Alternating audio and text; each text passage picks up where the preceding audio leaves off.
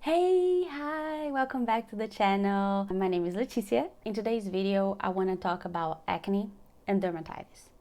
I've been struggling with both of them for years, and I have a lot of experience and a lot of tips that I can share with you guys. So I want to make a comfortable environment for people to share their experiences and maybe help each other, hopefully. So let's jump right in. First thing, I want to disclaim, I'm not a doctor. I don't have any professional knowledge about this topic. So this is not a professional recommendation video. Please go talk to a doctor. Another disclaimer is that I did 2 other videos about the same topics. One about acne, one about dermatitis. I went a little deeper in some parts, in some others, well, they haven't happened yet. So this video is going to have more information about my history. So if you want to check it out, I'm gonna leave the links here, but I'm also gonna give you the whole history. So everything started for me when I was about 7-8 years old. Yes, I didn't have acne, but I had milia, which are those little white dots on usually the face. They're very hard and you can't extract just like squeezing like you would with a pimple. Not that I recommend it, but it's something that you can only extract with needles, so it's like a hard white ball.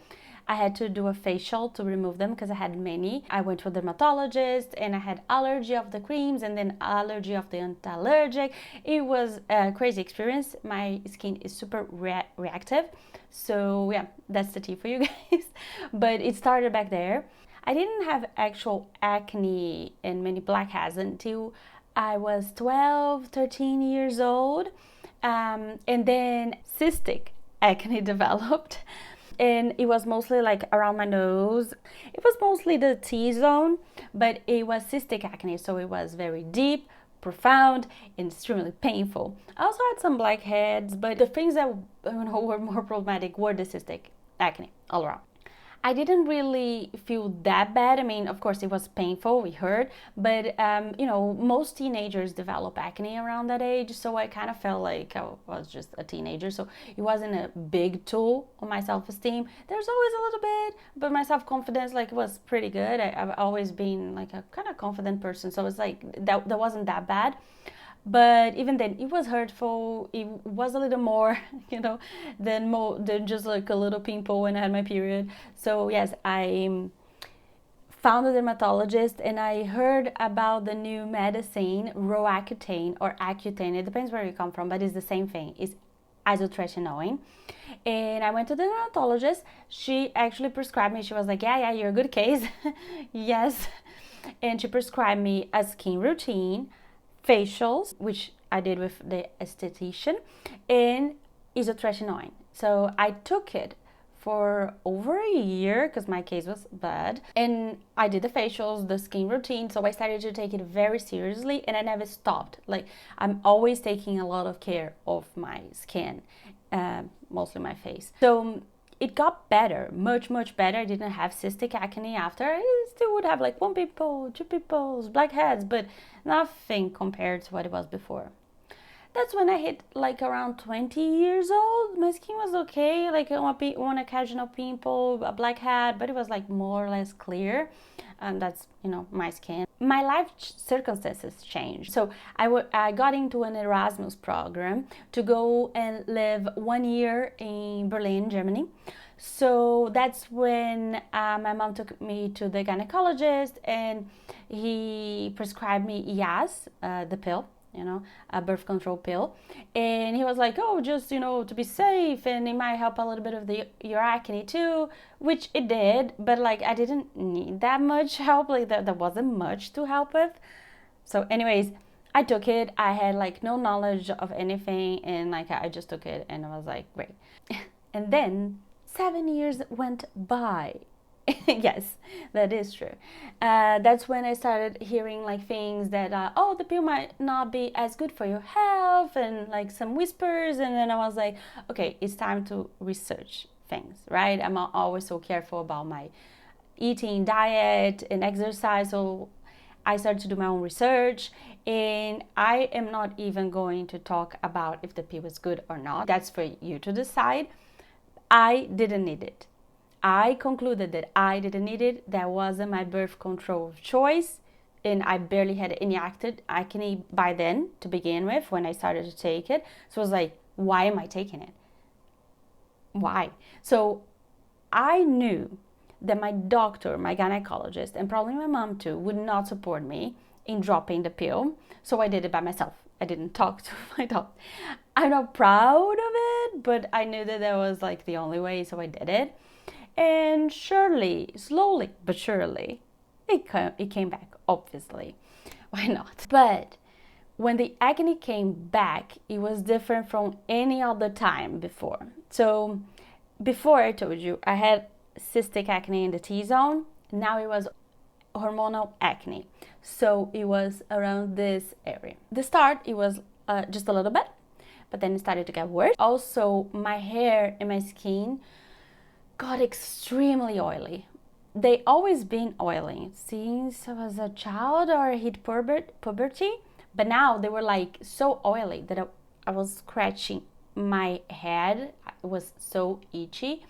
So it was very different than before. So nothing to do basically like it was before. And my skincare wasn't enough. Like I was still doing facials occasionally, like once, twice a year. I didn't need that much, but it wasn't enough anymore. So I held on tight. My diet was good. My skin routine was good. So I was like, my body will make it through. So I waited it out for more than a year. So another year went by. So right now we were like in 1.5 years after stopping the pill for the first time. And it just got worse. So you can imagine, I was at 27 years old with hormonal acne. And I was like, I can't take this anymore. I'm tired. I've already been through this. I've already been a teenager. I don't want to be again. That's like hell on earth. Like, no. And my self-confidence was also like very bad. Like when I would take photos, go out with my friends, I was like, why am I the only one that looks like a teenager? Like I don't deserve this, you know? Why? And then my life circumstances changed. When I was 28, 29 by then, yeah, I figured I was going to move to Canada permanently. So it was already too much on my mind. Like I had to move, I was gonna change careers. It was just like, I wanted a fresh start. I started a new life. I don't want to start a new life looking like this, like a teenager, self-confidence down. No, no, no. So I caved in. So I went to my gynecologist and he said exactly what I thought he would say. So obviously he said, oh yeah, you probably have PCOS, which I already suspected, like PCOS caused by stopping the pill, which is a thing too, and you should take the pill. And yes, again, for the second time, I started taking the pill for the second time around almost 3 years after I stopped taking it. So I gave it some time. It did not work out by itself. And then I started taking the pill. So time went by because then I moved to Canada. I was trying to establish myself, new career, new everything, blah, blah, blah. And when I finally felt stable, I was consulting with a naturopath, you know, she was trying to help like on this transition too. And I was, okay, I want to drop the pill again for the second time. And I needed a support. Like now I need it. I know I need it because last time I didn't have it. It turns out I, you know, came back to it because I didn't know what to do. Reading and, you know, like books is not the same thing as having like a professional, you know, helping you. I went to my family doctor and I went to my naturopath. She helped me with my family doctor and my gynecologist. They said I should just keep taking it, which was very frustrating. I did, but not much after that. My legs starting to hurt very frequently, like almost once or twice a week. That's not a good sign. Like I already have like some other health problems like bad circulation, like a blood circulation, varicose legs. So when I told my family doctor about the constant pain, she was like, stop right now, cold turkey, it doesn't matter, stop it. So that's what I did. Then my naturopath was helping me like with supplements and things like that. But surely, of course, my acne came back for the second time. So almost 3 years after I started taking the pill for the second time, I stopped for the second time. Great. Confusing, but yes. And by then, my diet was okay. I was doing okay. My health had, I had no other health problems. So it was like, now it's just my acne. February of 2021, that one I actually have a date for, I stopped taking the pill. So that February 2021 was the last time I took the pill. Right away, my period cycles, they changed from 28, which is like the fake cycle of the pill, to 35 days average. So it already just like went downhill. And my acne returned on August, September of the same year. So 6-7 months later, my acne started returning. And she brought new friends this time. Yes, dermatitis. Irritant contact dermatitis. It might have been caused and triggered by other reactions, but it happened, and it didn't go away. The spots where I had dermatitis, which were like, I'm gonna put photos, but it was like mostly like around here, my cheeks, around my eyes, a little bit in my earlobe, and here on my neck. Those were mostly the spots where I could see like red rashes, the dermatitis, and it was like very delicate, very, it's almost stingy, like to put anything on it. Because of that, I had to stop using makeup. I was freaked out. I never had dermatitis before. But what didn't happen, just a parenthesis, was like my hair and my skin weren't that oily like the time before. They were kind of normal. So it was different this time around. It took me some time to actually be able to talk to the doctor. So here in Canada, you have to talk to the family doctor, and they refer you to a specialized doctor. And that doctor has to have time to get you a spot, to get you, like it might be full, it might not even accept you. So it took me some time. I talked to the family doctor. She told me to use corticoids, like topic corticoids. So I applied topic corticoids, and the allergist told me to basically drop anything and everything. So skincare, body care, and also cleaning supplies, to just stop using everything I had and buy everything new. She gave me a list. I can link it down here. It's a free website. It's basically everything that is non-irritant, fragrance free. It's like things that are very safe. And I had to just do that and reintroduce slowly one by one of my old things to see what could be triggering it. Maybe nothing would, because it could be like, everything together, or nothing. It could just be my body.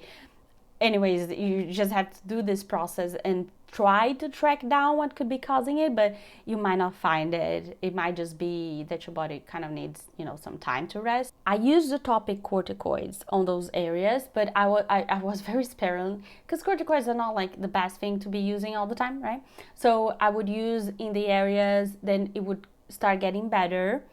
Then sometimes they would come back. So I started to learn how to work with that. So basically, it's like you can't use anything that is harsh or that has a lot of fragrance, too strong chemical substance. Or if it's like very, very irritated, you basically can't use anything. So you have to feel your body. And that's what I learned. So even nowadays, like I have to, like, sometimes I learned that I should just drop everything, just moisturize a lot, just so my skin can catch a breath, and then I can come back using the other products. But basically, that's what I found. Like, there's no real cure for the dermatitis, because your skin is already sensitized. You have to just be careful. But through this time, of course, my acne got worse. And it kept getting worse. It's crazy.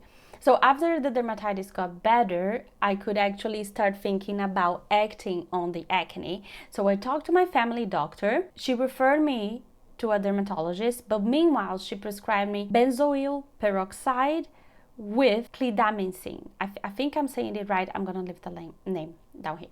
So basically, it's, if I understand correctly, it's an atopic antibiotic that helps to control the acne, and it did, but that was not the main root of my problem. My problem is hormonal. So it did get better, and then it got back to being what it was until I could talk to dermatologists, which was a novel, because dermatologists here don't have any space on their clinics. So I had to go to a walk-in, blah, blah, blah. It was very frustrating because the person barely looked at me for like 2 minutes and told me to use antibiotics for 6 months, like the dermatologist here in Canada.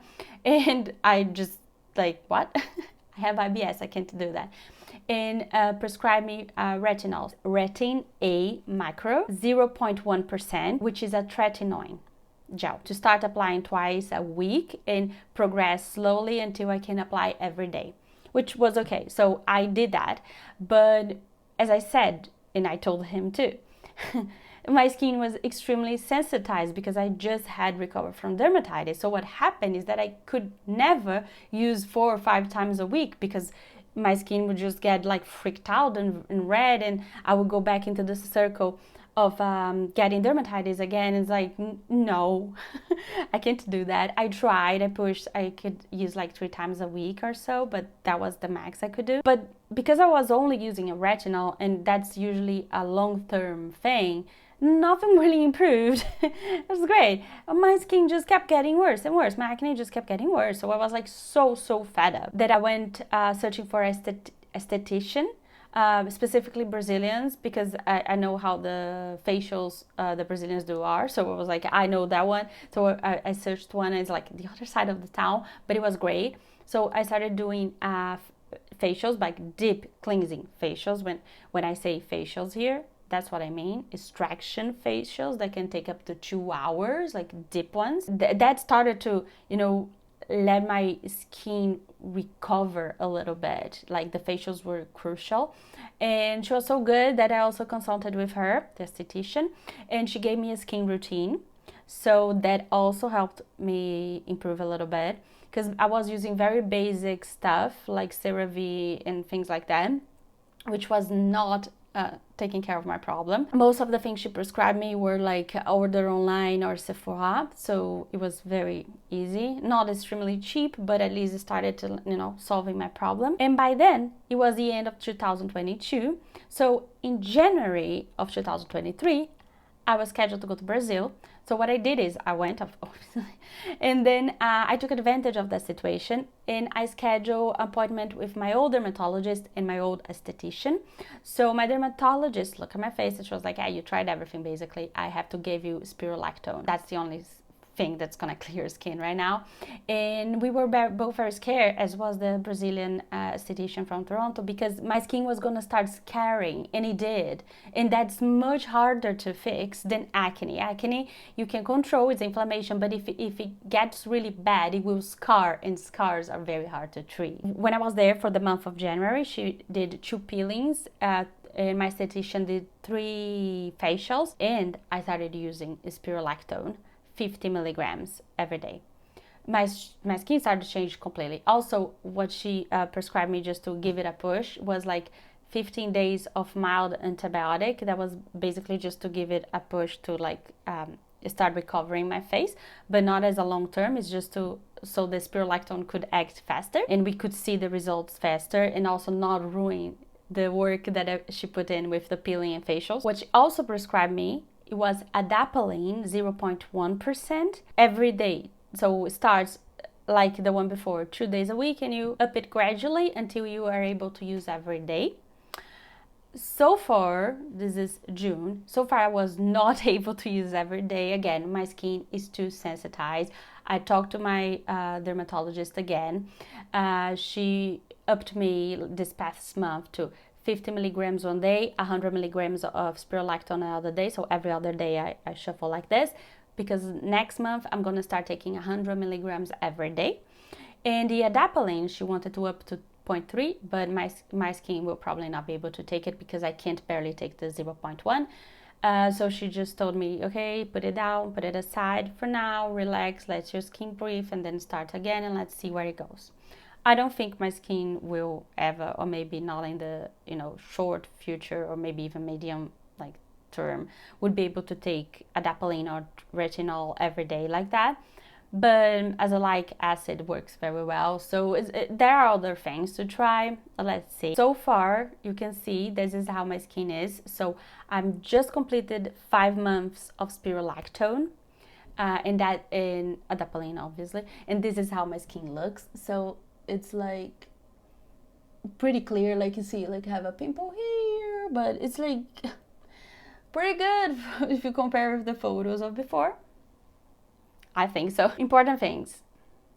throughout this process, I've realized I'm a very anxious acne picker or skin picker. That means I have to work really hard and not keep looking at the mirror and at my face and, just get anxious and nervous with anything else and then, ruin my face. It has to be active. It's not a passive thing. I have to actually pull myself back, or if I start and realize I have to go back. And I think that this is particularly important for people that are suffering like me with like a lot of inflammation, a lot of acne, because it's bacteria. So if you keep squeezing and bacteria comes and it spreads. It does, because your face is already inflamed. So don't do it.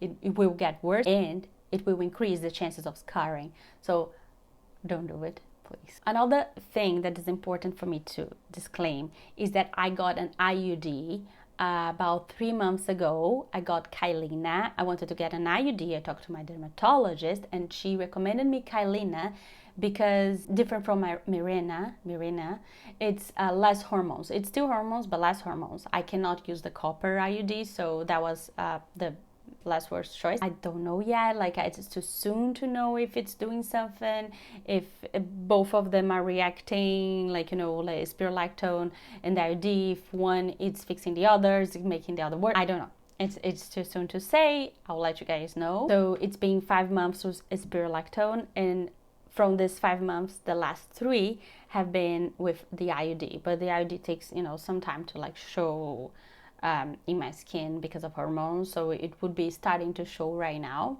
Let's see how it goes. From all the treatments I tried, I don't regret anything. I only regret not starting with the facials before I did, because now I have scarring and it's much harder to treat. So how do I feel right now?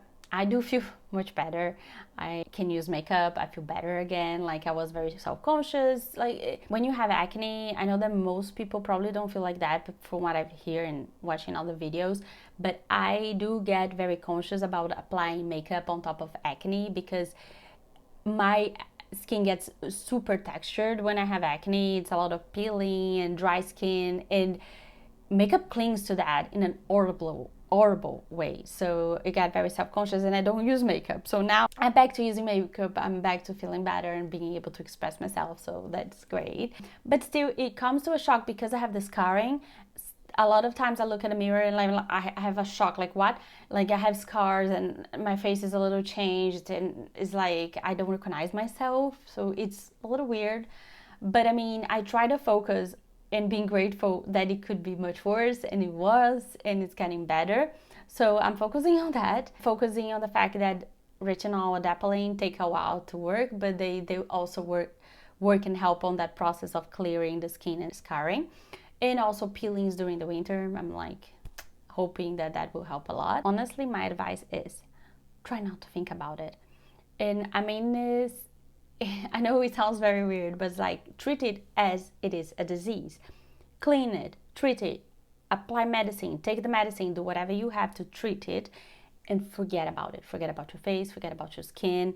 I know it's very hard and it's a work in progress. It's hard. You have to condition yourself, but forget about it. Because honestly, if I didn't, I would crumble. Like I tried actively not to think about my skin, because if I kept thinking about it, I would just cry and crumble and like be a pool of tears, like because it's stressful and it will make your acne even worse to be stressed like that. So it's like, try not to think about it. Another thing is that most people don't pay as much attention as we do to our own person and face. So they probably don't think it's as bad as you think. And that is not just for you to feel better. It's a fact. Most people don't. So use that and feel better. Use that information and feel better. Like it's not as bad as you might think, because you look in your face up close in the mirror. No one does that. No one gets like a mirror, like glass, and looks at your face. No one does that. So chill out. I know it's hard. I know it's tough. But don't cave in, because then you will start picking and things will get worse. But at the same time, it is nice to surround yourself with people that understand it, understand the situation, that embrace you, and that will help you, right? And that is very important, like the support net.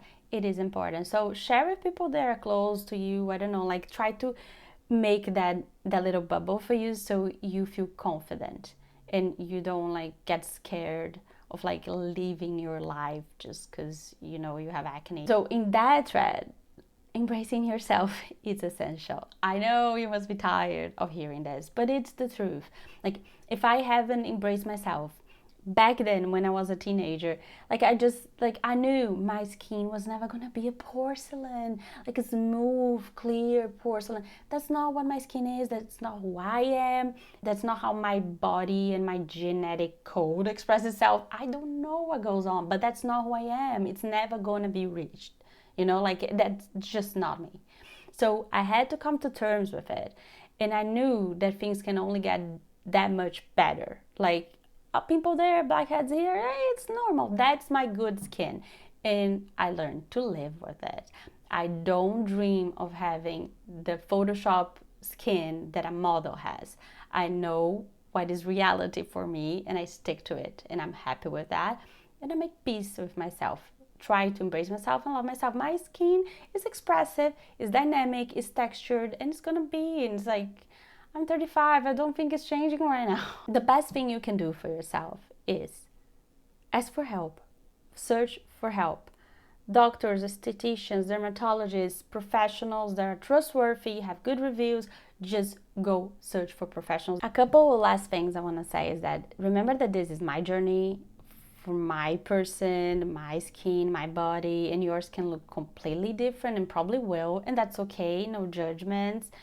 We're here to, you know, create the community and share and not judge each other. Like, what is good for me might not be good for you and vice versa. I'll leave the link for the videos and other resources in the description box. This video, it's already too long, so I'm not gonna go through all my skin routine, but I can make another video to do that. Thank you so much for watching, liking, subscribing, commenting, sharing your own journey. If you are going through this problem, a similar problem, another problem, doesn't matter. I wish you the best luck, a lot of strength and love on your journey. And if you enjoyed the video, I'll leave 2 other links here for you to keep watching. And I hope you have an awesome day. Bye. See you in the next one.